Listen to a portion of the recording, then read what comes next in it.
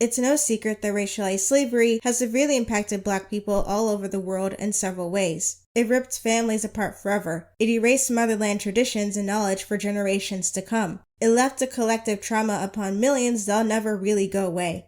But through this trauma, enslaved people still survived to continue their bloodlines to this day. And those same people were still human, no matter what others did to prove otherwise. Slave narratives within Western societies aren't always consistent in recognizing this humanity, and it seems more common to see these narratives fail at doing so within movies and TV. The first 2017 Netflix adaptation of Castlevania does very little with its own slave narrative to set itself apart from several similar on-screen stories that came before, leaving some Black viewers exhausted and disappointed. But this year's spin-off Nocturne proves it doesn't always have to be that way, and there's still room to explore Black enslaved people without doing them, and Black viewers, a disservice.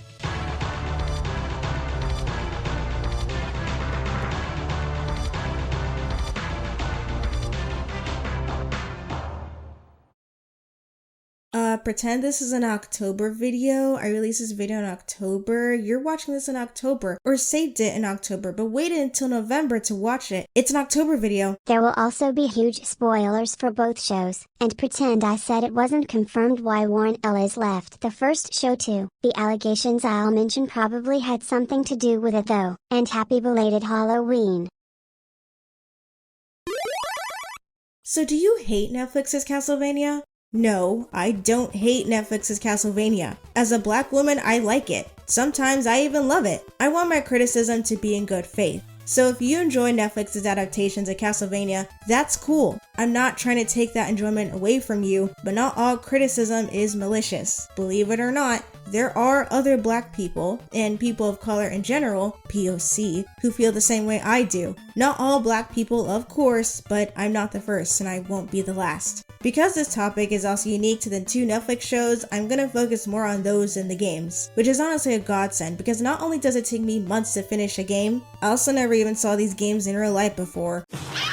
I know I'm missing a lot of context and references that I only learned about secondhand, like how characters will find a literal treasure chest of weapons hidden in a wall, or how some enemies come straight out of the games. But the show's basically its own thing, and if it makes anyone feel any better, I really want to play a Castlevania game now. Making this video made me care about these games by proxy. I knew about them before 2017 anyway, so that makes me automatically cooler and smarter than everyone else who knew about the show first. I love the soundtrack music I listened to, and seeing all the genuine enthusiasm for this franchise is really endearing, memes and all. I went to Juilliard, Richter! Can't you just let me have this? Debuting in 1986, the original Castlevania game series mostly explores the Belmonts, a lineage of monster hunters, and the never-ending quest to search through Count Dracula's castle and hunt him down. One of the most recognizable things about Castlevania is Ayami Kojima's artwork, which is what inspired the Netflix adaptation's character designs and art style. Since working on Symphony of the Night in 1997, she redesigned characters so they'd be more unique to the games, and her contribution redefined the series' visual aesthetic forever. The earlier box art is beautiful too, and definitely iconic in its own right, don't get me wrong. But personally, Kojima's work feels like a modern take on the Romanticism movement in art, and I'd talk about it for hours if I could. While the original Castlevania series isn't extremely plot-heavy, it still has an overarching story that goes all the way back to the NES games of the 80s. Castlevania's legacy in gaming is important, so much so that there's a term half referring to it to describe a subgenre of non-linear games like Symphony. So even though people may say there isn't a real audience for these games anymore, and Konami's current president unfortunately agrees, there clearly is, especially when considering the two popular animated shows on Netflix right now. The first Castlevania show follows the general game plot more closely, taking inspiration from Symphony and Dracula's Curse. After Targovishch's church accuses Lisa Tepish of witchcraft and burns her at the stake, Dracula seeks revenge for his wife by planning to kill the people of Wallachia and the rest of humankind. Trevor Belmont joins the speaker mage Sypha and Dracula's son, Alucard, to prevent this and destroy the infamous vampire once and for all. Nocturne deviates from the games more, with a whole new villain and a whole new backstory for our protagonist, Richter Belmont. It's no surprise people want to give the animators and voice actors their flowers with these adaptations, but universal praise for something like the first show's writing is harder to come by. Warren Ellis is credited as not just the creator of the first Castlevania show, but as an executive producer and the only writer for all 4 seasons. and making personal attacks about someone who worked on something I'm criticizing isn't constructive, I know, but I'm gonna go out on a limb here for this one and assume that Ellis probably isn't a good person. His track record with non-white characters in the first Castlevania show definitely says something already, but he was also fired for sexual misconduct. Alleged sexual misconduct. Please don't sue me. So since he was the only writer, there was, of course, no writer's room. And because there was no writer's room and he had other high positions on the show and was also allegedly a creep, there were probably very few people who pushed back against whatever he wrote. And because there's a variety of characters with varying backgrounds and real-world experiences that he either probably has no stakes in or will never have to worry about because he's a white man. Do you know where I'm going with this? Oh God. Okay, before I talk about the slave narrative within the first show, I gotta make it clear that the first show's writing was honestly riddled with issues, even without factoring in racial representation. The first 2 seasons are regarded as the best written and most reminiscent of the game's overall ideology and atmosphere, which makes sense considering that Castlevania's game director, Koji Igarashi, was involved in the story's direction for what was supposed to be a movie but became the first 2 seasons of the show. But then he wasn't involved anymore, and then everything just... There are several well-written things in the show though, like Alucard's struggle with family expectations. When he meets Trevor and Sypha, he tells them he needs help to kill his father because it's what his mother would have wanted. He got half of his literal humanity from her. And we are all, in the end, slaves to our family's wishes.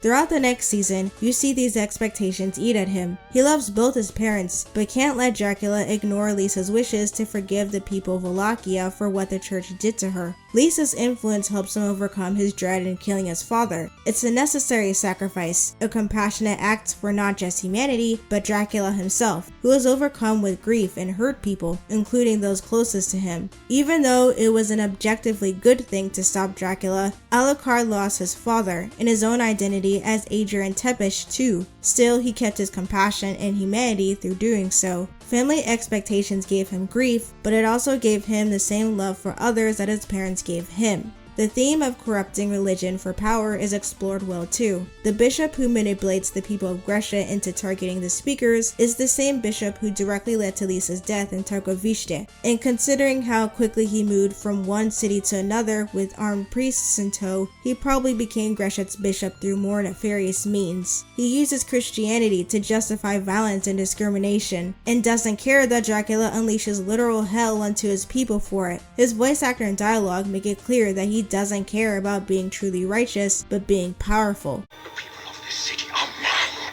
and our lords now, and they'll rule as I ask in his name.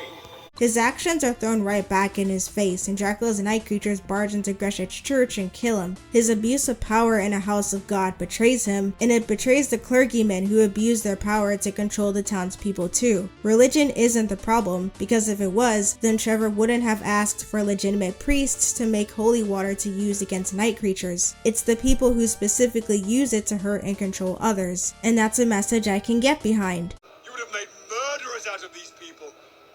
Only one here who isn't innocent is you. It's also fun seeing how the main 3 interact with each other. I loved that scene where Sypha has to move Dracula's castle next to the old Belmont house, and Alucard asks her where she moved it with a horrified look on his face because all 3 of them are still underground in the Belmont archive. And Sypha's so proud of what she did anyway, because she's never done something like that before. Where did you land the castle, Sypha? Right on top of us. However, the weaker writing will rear its head for more general things. For example, even though the show set up exploring family expectations with Trevor just like it did with Alucard, it never pays off. There's an intentional close-up of Trevor picking up his whip when Alucard says everyone's a slave to family wishes, which implies this affects Trevor too. And when the main 3 leave the Belmont archive to battle Dracula, Trevor grabs the Morning Star whip when glancing at Leon Belmont's portrait, a whip that's been in the family for years that Trevor expresses genuine, rare excitement for. I don't believe they hid it. It's the Morning Star.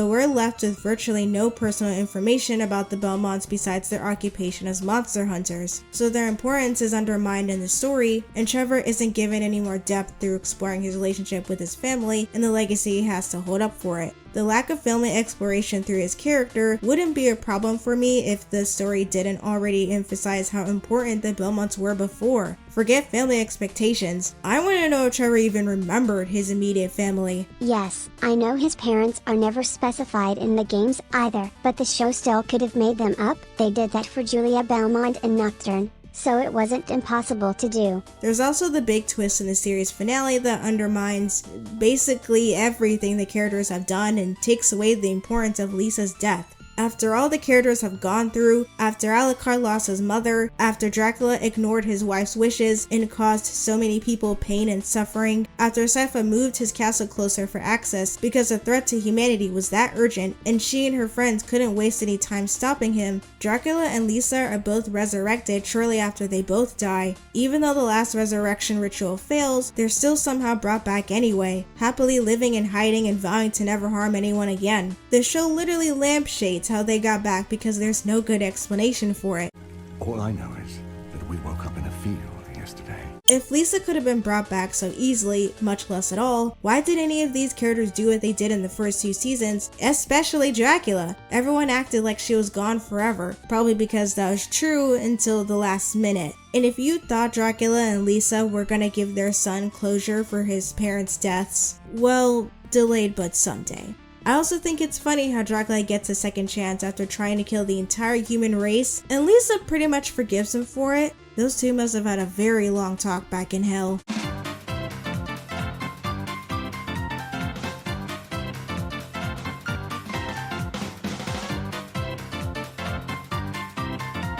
Castlevania really wanted to be mature in a lot of ways too, but it teetered into being mean-spirited and, for lack of a better word, edgy instead. The games are already of the horror genre, and many of them can get creepy, sad, and even outright tragic, but not needlessly pessimistic like the show can get. The cussing, for instance, is expected in an M-rated TV show, and it's sometimes used effectively, like for comedy and even heavier scenes.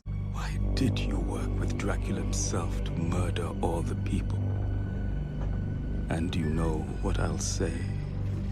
It's because you're all so fucking rude. But it'll also sometimes get excessive and unnecessary, to the point where it's distracting and makes it harder for some scenes to be taken seriously. Why is it that only human hands can reach into hell?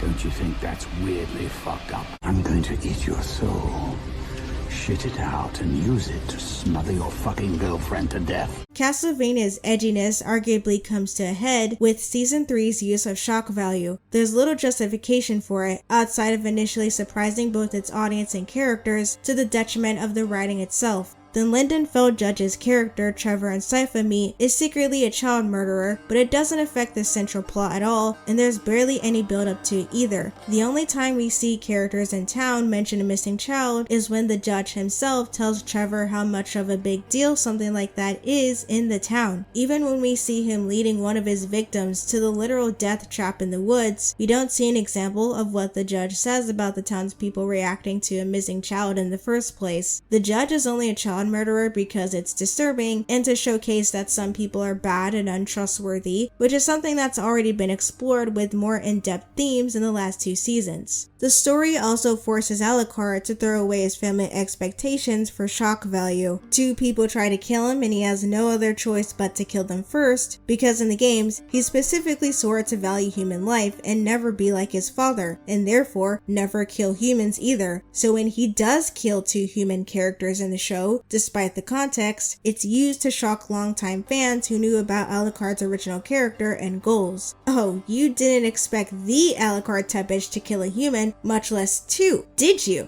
It's never properly addressed that he kills humans at all in any way, despite the very short-lived slump he gets into where there's more focus on his lack of hygiene than the horror in acting like his father, something that he points out himself, but never really worries about. This specific action doesn't affect his decision to help the people of Dynasty in Season 4, and he doesn't worry about possibly harming these people either, whether he'd hypothetically need to for self-defense or not. None of the human characters he meets in the last season seem to care about the stakes out in his yard all that much, which include 2 human people. That's a little weird, but we can work around that. This need to be edgy also results in the mishandling of heavier themes, like with Carmilla, for example. She's not really a critique of white feminism or even just a villainous character who misuses feminism, but more so a mean-spirited caricature of a feminist. There's virtually no nuance in what she says about the vampire world's misogyny and abuse, even when she recounts instances where she and her council members were victims of it, like when they asked for help from being constantly invaded.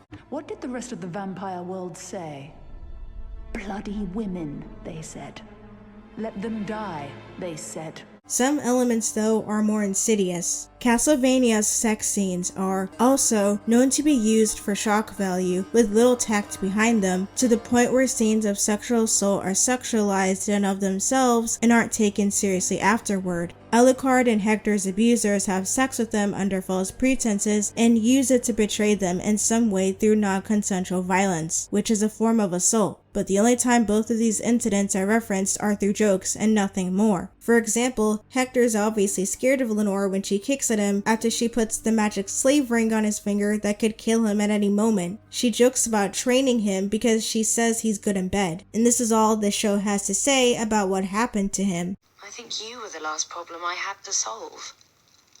Yes. Thanks again for that. Oh, shush, you were having fun. Right up until almost the end. The only sex shown in the first Castlevania show also involves non-consensual violence. None of the other characters in romantic relationships even share a kiss on screen. There's only allusions to Trevor and Sypha having sex, and we see more of Hector's naked body when he's enslaved more than either of these other 2 characters who are in a safe, consensual environment to be naked at all. The edginess, the mean-spirited attitude, the poorly executed heavier themes outside of race, and the generally flimsy writing all come to a head with the poorly mishandled slave narrative for the character Isaac. The POC throughout the first Castlevania show aren't given much grace in general, so it's not even Isaac who's poorly handled. Their presence comes with a price that white characters usually don't have to pay, like how several of them are underdeveloped with no character arcs and are even used as plot devices. Zemfir only exists to get Trevor and Sypha through the mirror portal under Targovishte and back into Dracula's castle in Season 4. Ignoring the sudden 180s in their character writing at the last minute, Sumi and Taka are used for Alucard's discardment of family expectations that doesn't actually affect him in any meaningful way in the last season. As a villain, one of Death's disguises is an unnamed black woman who exists just to get one of the other characters to undertake the Dracula resurrection ritual. And look, Death's other disguise as Varney isn't really much of a character either, and I literally forgot he existed before rewatching the show. Do you not remember me? You do not look memorable. But at least he has a name and somewhat of a backstory as one of Dracula's most devout followers. I just don't get why another black woman had to be brought into all this if she was gonna be a plot device. Again, Morana's introduced in Season 3 as one of Carmilla's council members, but she doesn't really have anything to contribute to the plot. 5 POC only appear in one season: Sumi, Taka, Greta, the Captain, and Zemfir, and 3 out of 5 of those aforementioned POC die. The Captain has no name and only exists for one scene out of the entirety of Season 3, so he's not even a recurring character. Chuu the Vampire also existed in the second season and appeared once in a Season 3 flashback, but she has no speaking role and barely affects the main plot. She's really just a background enemy. 4 other POC are enslaved in the show in some way, so Greta and Morana are the only named POC who neither die nor are enslaved. And even though their characters could have still been more present in the plot, well, at least all the living POC get happy endings, which definitely cancels out any other bad implications about how most of these non-white characters are written in the story at all. Hector and Isaac are 2 of the aforementioned enslaved non-white characters throughout the show. While Hector isn't enslaved for real-world racism within the story, his narrative is still somehow pretty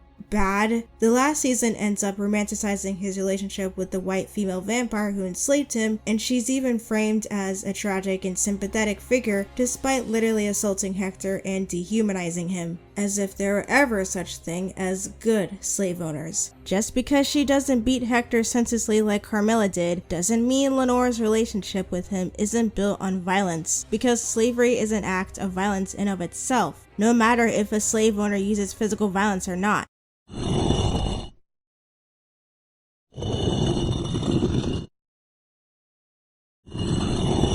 Perfect. But the way Hector is underutilized and stripped of agency and resentment toward Lenore in general feels personal. Whether Ellis's comments about Hector in interviews were just jokes or not, it still feels like Ellis tormented him in the show with having very little justification for doing so. It doesn't pay off for Hector's character in any satisfying way, and are left wondering why he even went through all that if he couldn't even get to resent and fear his abuser like other characters could.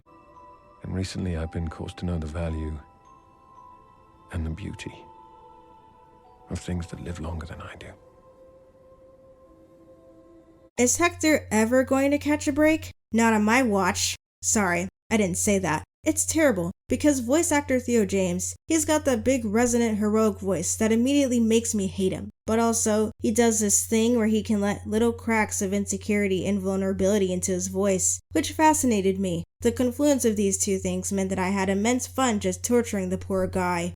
And that all leaves us with Isaac, who makes armies of night creatures for Dracula to further realize his war against humanity. Carmilla claiming Isaac's the least interesting man in Dracula's castle is far from the truth. But even though he has a well-written character arc after Dracula spares his life, that doesn't take away the fact that his enslavement could have been better handled and expanded on. While Sumi, Taka, and Hector are enslaved because they're human or specifically valuable to a character's plans, Isaac's enslaved because of his blackness. His enslavement only centers the tragedy and horror of it, and there's no other context to it besides his suffering. We see this through a flashback where he's whipped in graphic detail, so this flashback only shows us his torture and retaliation against his slave owner. We don't see his life separate from these horrors while he's enslaved. He arguably doesn't even have a past outside of slavery. He has no hypothetical family traditions to speak of, and not even any information on the knowledge he could have wanted to partake in and even escape to while he tried helping a slave owner. And the most we get out of something like his religion is... The Prophet Muhammad, peace be upon him, once said, "One day there will be no human beings left in hell." Perhaps I'm doing his work, and there will come a time when my devotion is perfected. Ugh. Put a pin in it. And then he's written to use his dead slave owner's whip to whip himself. He does so specifically because of his experience with his slave owner and for self-discipline, along with the flimsy excuse of his religion in season 3. No matter how you spin it, there is no good racially sensitive reason for a white person to write a black character self-flagellating with the whip, and especially the same whip his slave owner used on him. This is nothing more than another shocking thing that happens in the show. Slave narratives within TV and movies are hyper-focused on within mainstream media, probably because these narratives are about a very big and very traumatic event in many people's histories. And these stories, along with other stories about general anti-blackness, are also seen as easy money and easy awards. Several slave narratives, including 2022's Emancipation and 2013's 12 Years a Slave, don't get called Oscar bait in a vacuum. The most popular slave narratives will more often than not include graphic brutality on screen put upon enslaved characters, to the point where many black people walk away from these stories more disturbed, disheartened, and uncomfortable than anything else. The brutality even became somewhat of an inside joke among some black people because it's so common, like in the black parody of 50 Shades of Grey. I'm just the dominant. Show me the worst. Service! Because popular slave narratives usually include such scenes, enslaved black characters will be reduced to the suffering and tragedy they face, either within these narratives themselves and or among audiences, and their humanity will be less emphasized in place of blunt brutality to highlight the mere importance of telling these stories, specifically because slavery itself was so dehumanizing through immediate physical violence. These stories will portray brutalization that black audiences don't usually benefit from because, generally speaking, we already know how physically violent slavery was, and in fact, it was probably worse than what these narratives show us on screen. Slave narratives for white audiences, generally speaking, are instead more likely to be seen as first-time learning experiences for how slavery really functioned, compared to whitewashed revisions of it elsewhere. President of the African American Films Critic Association, Gil Robertson IV, says the 2013 movie 12 Years a Slave made him think of the brutality his ancestors faced and how they survived regardless. But while he acknowledged that survival, he also mentioned brutality wasn't all that should be on screen when telling these stories. That said, he believes the trauma should be balanced with joy, and the traumatic imagery should be handled with authenticity, care, and respect. Basically, it's not about not showing the horrors of slavery, but how they're shown. Isaac's brutalization isn't presented with any tact. It's the only context we're given with his flashback to when he started hating humanity. His brutalization can't even be used as a bad excuse for how important slave narratives are, because this show is unprepared and even unwilling to really delve into racialized slavery and Isaac's connection to it. It's more so comfortable with using his enslavement as nothing but an edgy, tragic backdrop to his character. He's enslaved without the ramifications of real-world slavery ever being explored past his own relationship with all of humanity and wanting to kill it, besides his false belief that he was nothing more than a tool to be used. I am just a forge master.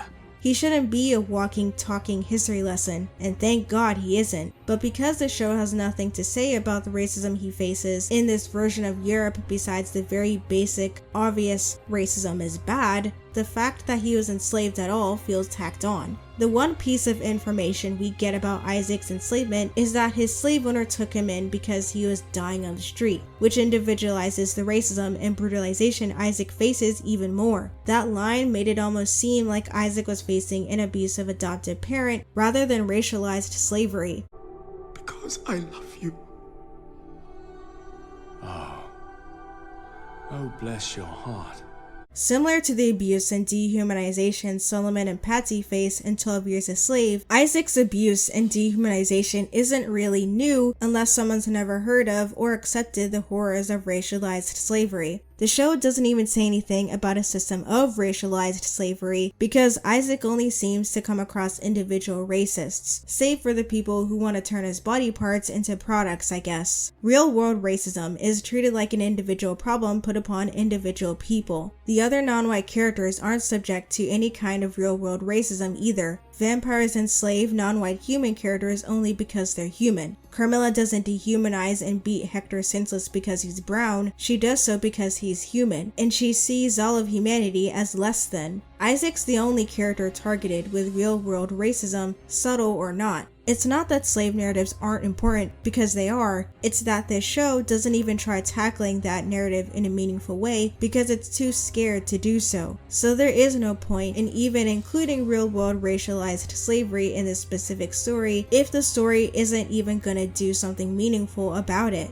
Even something like Isaac's religion, which could be a separate escape from his enslavement, leaves little room for a personalized story and leans into stereotypes. Isaac's relationship to Islam is shallow, with only one reference to the Prophet Muhammad, and, again, the very unnecessary added element of self-flagellation with the same whip he was beaten with. Isaac specifically tries using his religion to justify his attempt at committing omnicide to carry out Dracula's plan and terrorizing people by making them night creatures. Literally, the most infamous stereotype of Muslims is that they're terrorists and use their religion to justify it. And Isaac's character leans into a fantasy version of that without any so-called irony or what have you.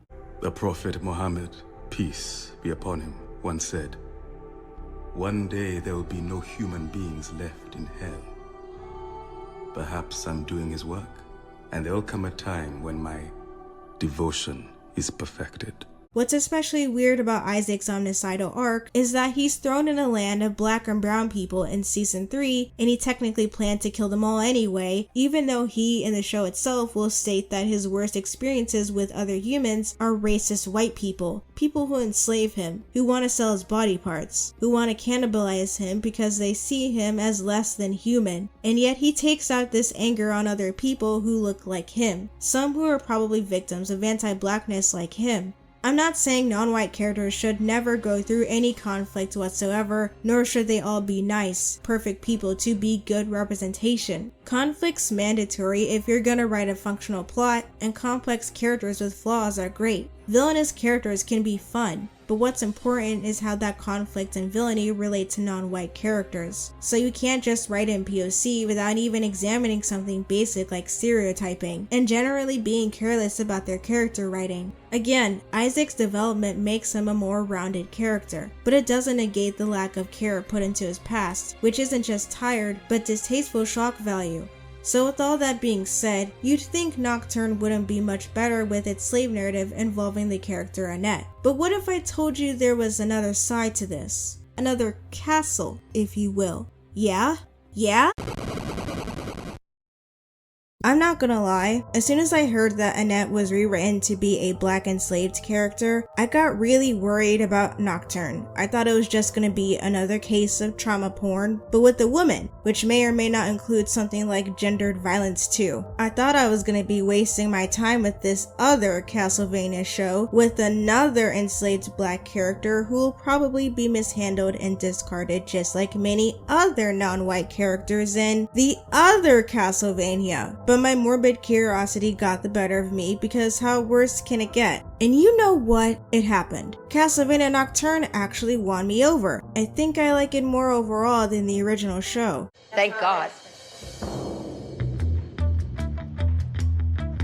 Nocturne surprised me in a good way. I honestly feel like I had more fun with its first season than the original show's first 2 seasons combined. Nocturne doesn't feel so mean-spirited, and the characters' relationships with each other feel more cathartic, I guess, more realized. I even felt kinda bad for that vampire lady who cradled her severed husband's head like, oh my god, oh no! Jehtt and Olrox were great. I wish Jehtt stayed alive longer, but this new villain, I don't vibe with her, I'm sorry. I know she's probably a reference to several things, both in the games and real life, but the writers did raise the stakes with her, and I think her costumes are super cool, but I still don't think she has the emotional weight that Dracula does. He doesn't even have to be sympathetic to be the villain in the first place. None of the main 100% villainous characters in this spinoff are, because that's obviously not what the writers are going for. But Jehtt was a more entertaining villain than that other lady, and she only lasted for 1 season, so it's not that we had to spend more time with her necessarily. Maybe Dracula will come back somehow? Also, isn't it amazing that this show has consensual, sexually charged scenes instead of sexualizing what is essentially assault that isn't taken seriously anyway? What a concept! Personally, for next season, I want to see Richter and Annette's romance develop more. I really liked that Richter and Annette's powers don't come from their traumas. Their connections to family and loved ones make them stronger. It's like they mirrored each other that way. I also hope Hector and Isaac's spirits haunt Abba for the rest of his life, which I pray won't be long. Can you believe Jehtt died before him? I mean, she didn't even do anything wrong, and neither did Olrox for that matter. I do want to know one thing. How do black vampires feel about all these white vampires getting involved in the transatlantic slave trade and enslaving humans that specifically look like them? Is there systemic racism in the vampire world now? I know the vampire colonist thing is supposed to be a metaphor for colonization and French nobles sucking the life out of people, but the implications for white vampire colonists feel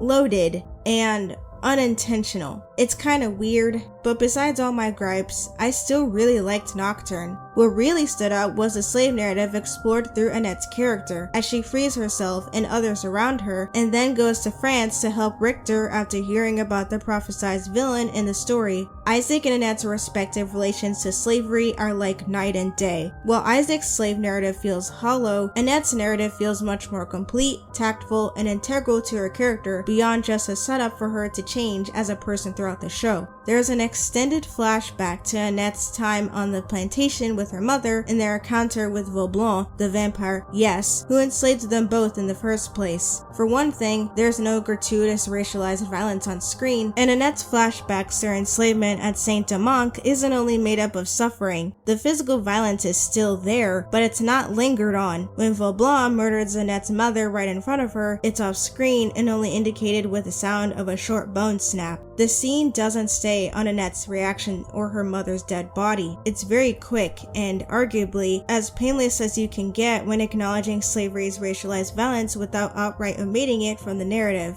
It's not just horror that Annette experiences as an enslaved girl either. She also remembers joy, and specifically the love of family through her mother. The first thing we hear in Annette's flashback is her mother's lullaby, and we see them share brief, gentle moments together, despite how they're interrupted with the reality of slavery every time. We see small things about her culture when she's enslaved. Her mother sings her songs of Iwa protecting her. She carves protection spells derived from Vodou iconography into her furniture. Annette would sing cultural songs with other enslaved girls. Culture that Belmont wants to stamp out entirely to further strip his property of humanity and hope. There will be no spells cast on my plantation. No charms, no dances, no songs. But Annette doesn't assimilate and shed her cultural roots. She obtains figurative and literal great power from it. Even something relatively smaller, like Annette's revenge against Belmont, arguably feels more impactful and cathartic than Isaac killing his slave owner. He reduces her to her previous slave status. He believes it should make up her entire life and her personhood, but of course he's wrong, and we see him break down before his death. While Annette's mother dies off screen with very little sound, Belmont's death is a spectacle. The scene lingers on his panicked monologue, his writhing, his screaming, and Annette gets to bask in the sunlight and those screams. As she smiles against the rising sun, Belmont shrieking in the background. She gets to enjoy every second of his fear, and so do we. This is the natural order. I also think it's really cool how she grows out her hair after escaping. Her mother probably shaved it all off because they didn't have the time nor freedom to style their hair, and Annette's hair, the jewels in her hair, and the earrings are all symbols of that freedom she gained. I don't know. Annette's humanity is clearly emphasized when she's still enslaved. The story makes a point to showcase that she's more than her enslavement, not just through her humanity, but also through her ancestors. Even though her immediate family experienced slavery firsthand, it doesn't define her, nor her family members' entire personhood, and they all still have lives and history outside of it. But they go back, beyond them, and beyond them, back to the source. While she's not just a tragic symbol of rage, the story still unapologetically validates that rage against the system of slavery. The racism she faces isn't individual. It's built on something much bigger and more complicated than running across a racist cannibal or being taken in by a sadistic father figure, and specifically doing very little with that besides exemplifying that racism is bad.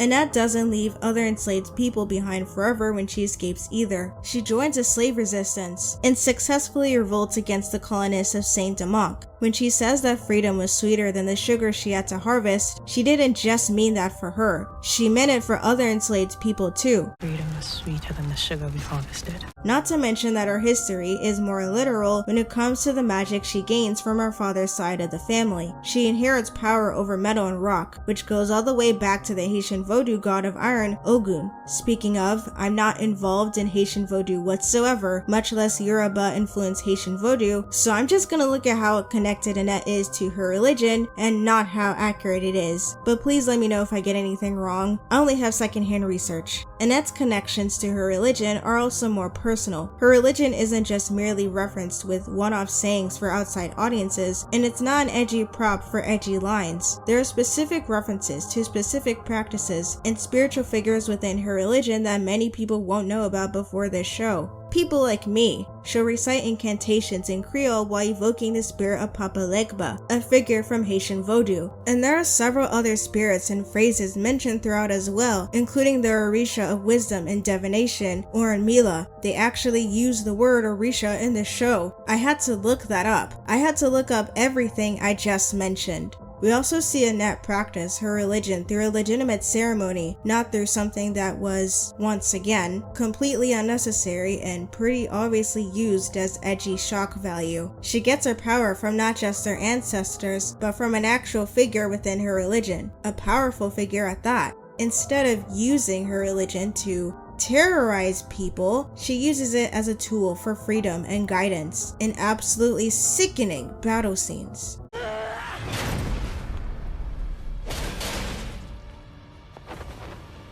Plus, Annette's one of the very few examples of intentional positive media representation for people who practice Haitian Vodou. The demonization of African religions and practices, specifically Haitian Vodou, isn't new. Western media, for example, regularly bastardizes Vodou and depicts it as something to be feared and will make things up to further demonize it. Some examples from pure observation and not condemnation, because I'm not saying you gotta hate these kinds of media now, include Child's Play, where Chucky chants for the Dumbella spirit visit, every kid's show ever with the voodoo doll trope, and yes, Dr. Facilier. And the Princess and the Frog's depiction of Vodou probably wouldn't be so one-sided if the voodoo priestess Mama Odie was also given more specific practices like her villain counterpart, even though they very likely would have still been stereotypical. Instead, we get the much more general, much less specific practice of a staff with pretty swirling magic and magic gumbo, which looks more akin to Western fantasy sorcery and witchcraft than anything else. So it's refreshing to see this power and spirituality used within the hands of someone who's a major heroic character, and black. All this positive talk about Annette's slave narrative seems out of place compared to how the first show handled Isaac's whole thing. It makes me wonder what happened behind the scenes. Did the writers take sensitivity classes? Did they read Toni Morrison's beloved novel? Did they read all the negative reviews about the 2020 movie Antebellum? Oh, I see. Zadua Nioni wrote episode 3 of Nocturne, and Temi O wrote episode 5. Oh my god, there isn't just one black woman writing on this show, there's two! And that probably means they looked over Annette's character and plotline in general. Yeah, it's as simple as that. Hire black people to write black characters, and more specifically, hire black women to write black female characters. Okay, I'm not saying you can't write racism well at all if you're white, but it's pretty clear that this was the case with Ellis, and I highly doubt he had other black people working with him on the first Castlevania show. The potential for disconnect is much more apparent when writing about how systemic issues that don't affect you will affect a character you're writing. You would have to research a lot, and if possible, get anecdotal information. And that disconnect is really obvious with Isaac, because it seems like Ellis barely looked up anything involving Isaac's character besides common Islamic sayings and cool Islamic sayings. But all the research in the world still doesn't take away the fact that hiring marginalized people to write characters who share the same struggles as them is not only really important, but also more potentially personal and accurate. I just went on a whole spiel about how well written Annette's slave narrative is, and I didn't even gush about her actual character all that much. She's my favorite in Nocturne. She gets to make mistakes to reflect on later. She gets to be vulnerable. She's trying to navigate the world freely but without her mother. And her talk with Cecile in the spirit world is so powerful to me. Oh, but you said, cool, I still think she's great. You can't convince me to hate her as a person nor hate her character. I don't care. Argue with the wall. Actually, now that I think about it, Annette's enslavement felt more expected in Nocturne than Isaac's did. Nocturne is more involved with real-world events than the first show is, and not only covers the transatlantic slave trade and colonialism, but the French Revolution too. Everybody's talking about freedom and liberty and brotherhood like a lot. Something that, unfortunately, still must be advocated for right now.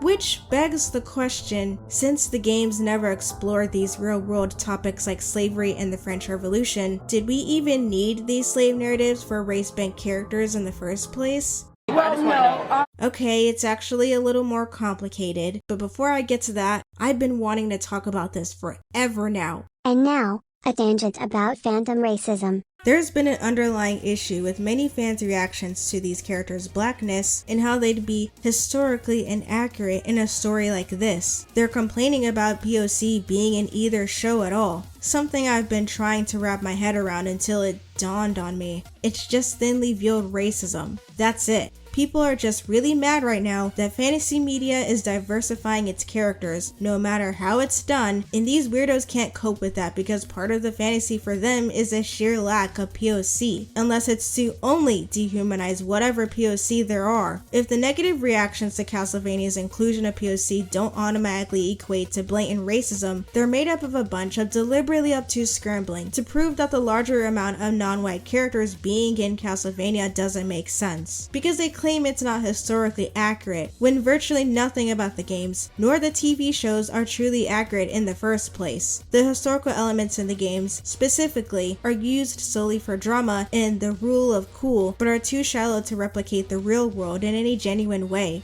There's an original character in the games, based on a 1600s rumored serial killer who tries bringing back Dracula through an unholy ceremony that causes World War I. And as for the Netflix shows, still not accurate. Why do the Romanian characters have English accents? What's up with everybody's clothing? Carmilla's dress? Her heels? Her hairstyle? There were free-roaming POC in medieval Europe, but that doesn't matter to the people who want to keep fantasy stories white. Historical accuracy being used to argue for the lack of POC in fantasy media set in Europe immediately falls apart when throwing in fantasy elements and modernized clothing in the mix. And most fantasy media doesn't truly intend to be historically accurate anyway, including Castlevania. Especially Castlevania. People are asking how Olrox, an indigenous vampire, could end up in Europe at all, as if there isn't some kind of very old mechanism that moves people across large bodies of water into different continents. It's at the tip of my tongue. I swear I've seen it before. Original stories and original non-white characters, especially black characters, get just as much unwarranted hate as race-band characters like Isaac and Annette. Steven Universe, the Spider-Verse movies, the Clock Striker manga, Finn from Star Wars, Nessa from Pokemon, the list is gonna keep growing. Whiteness is such a default in the fantasy and sci-fi genre that people harassed Amandla Stenberg for playing Rue in the Hunger Games movie. A character people seem to forget was described as dark-skinned in the novel. Colorist casting aside, the outrage was especially weird because Rue's character wasn't even originally white to begin with, and people en masse intentionally ignored that and projected whiteness onto her anyway. No matter what, these stories get bashed for being so-called forced diversity because a lot of people think any kind of diversity is forced in of itself. People race bend previously white characters, it's a problem. People make original characters, it's a problem. People set non-white characters in fictional European countries and fictional interpretations of European countries, it's a problem. People set non-white characters in predominantly non-white countries, that's a problem too. And discussing the nuances of how race bending in media is done would probably be easier if it wasn't so overshadowed by so much racism, thinly veiled or not. Any instance of positive representation for marginalized people, no matter how well researched and well written and tactful it is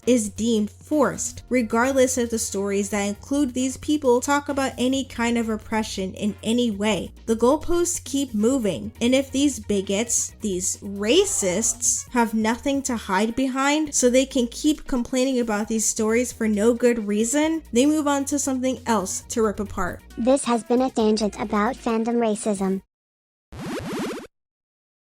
Isaac and Annette in the Netflix adaptations of Castlevania are pretty different from their original game counterparts. First of all, they're race-bent, which I'll get back to later. Their characters are also explored in ways the games weren't concerned with doing before. Not to say that their original characters were bad, they just weren't looked into much. In Curse of Darkness, Isaac was very devoted to Dracula's vision like in the show, but that's the most we get about his actual character, besides his plan to use Richter to resurrect Dracula and the curse Isaac's under because of Dracula 2, something that isn't explored much with him either. In the first show, on the other hand, Isaac grows into carving out his own path and becoming his own person separate from Dracula's vision. When he recognizes the value within the rest of humanity, he recognizes the value within himself. And I've discovered to some surprise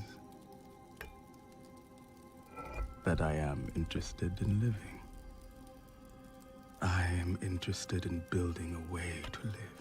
Annette had little else to her character in Rondo of Blood and its remakes, besides her role as Richter's girlfriend who needed rescuing. And I don't mean she was a well-rounded character who just didn't engage in physical combat and was rescued. I mean her rescue was her entire character, as the very basic nice village girl who was also friends with the powerful mage Maria, but that's never explored. There is this moment where Annette threatens to take her own life when Dracula offers to make her a vampire so they can rule the world together. That was different. Annette's original game character doesn't even have a personality section on her fan wiki page. Like, come on. Her Netflix counterpart is not only more active as a character, but she's given a more concrete personality. She's headstrong, short-tempered, deeply caring for her friend Edward. There's much more to work with when it comes to her character now. Yet, even though their characters are explored in interesting ways in both shows that wasn't done so originally, it wasn't technically necessary for these adaptations of Castlevania to talk about slavery because the games never do, and race-bending previously white characters specifically to enslave them has implications. For example, it implies that POC shouldn't have access to relatively escapist storytelling on their own terms, and non-white characters can't be interesting or valuable if they're not facing real-life oppression, and specifically, suffering. This didn't just happen to Isaac and Annette, but to an extent, Richter too, as he's visibly brown in the Netflix show, but is still racially ambiguous, and he has a slavery plot all his own that never happened in Curse of Darkness, despite the slavery in question being more fantastical.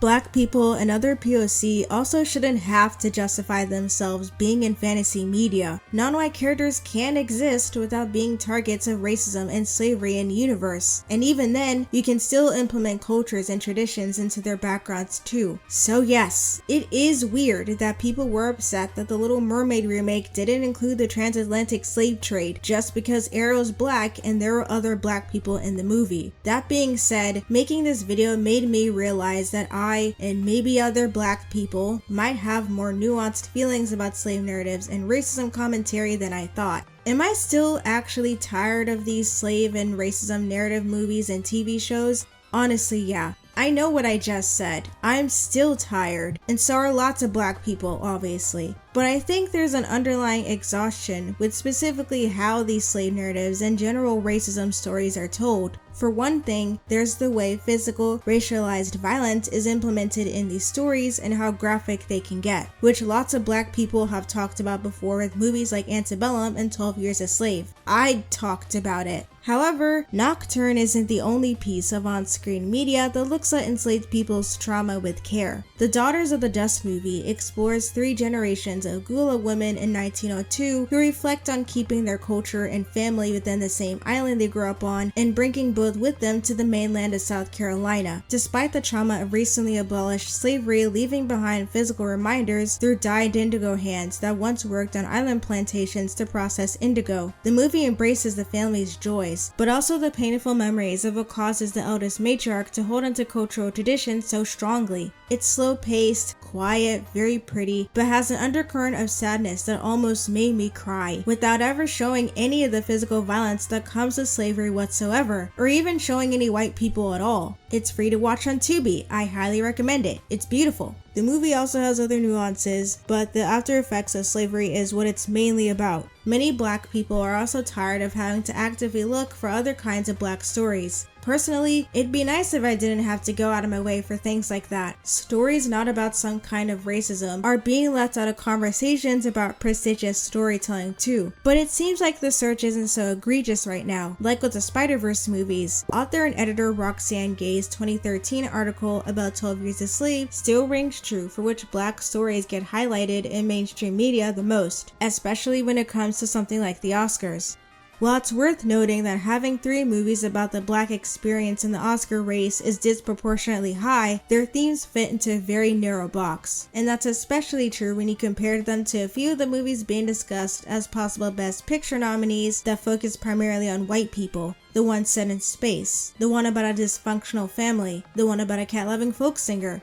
Green Book, a movie that people either never heard of or didn't like, I'm kidding about that, was awarded Best Picture 4 years ago. A movie individualizing racism and inaccurately exploring the life of a real-life black musician in the 60s who was rewritten in this movie to be isolated from other black people and completely uninvolved in their struggles. Don Shirley's family wasn't consulted during Green Book's filming at all. However, an overwhelming majority of black people loved Get Out and its social commentary, which showcased current-day racism in a nuanced way that was not only different from what we usually see, with these stories being much more about blatant, old-fashioned racism, but was mindful of black viewers too by laying off the unnecessarily graphic depictions of racialized violence. It goes to show that these stories don't have to prioritize the perceived ignorance of white people, and they can be more than just obligatory learning experiences experiences for Black kids. These stories are important to tell on screen, and violence is inseparable from things like slavery, but that doesn't mean the violence depicted in these movies and shows need to be voyeuristic and alienating. Not all slave narratives should be told the same, but these on-screen stories should consider Black audiences more often. Enslaved people were human, and more of these on-screen narratives need to recognize that. In her book examining American slavery and modern culture, University of Virginia professor Lisa Woolfork explains how modern society's hyperfixation on how enslaved people were immediately dehumanized through systemic slavery causes the overlook of their personhood.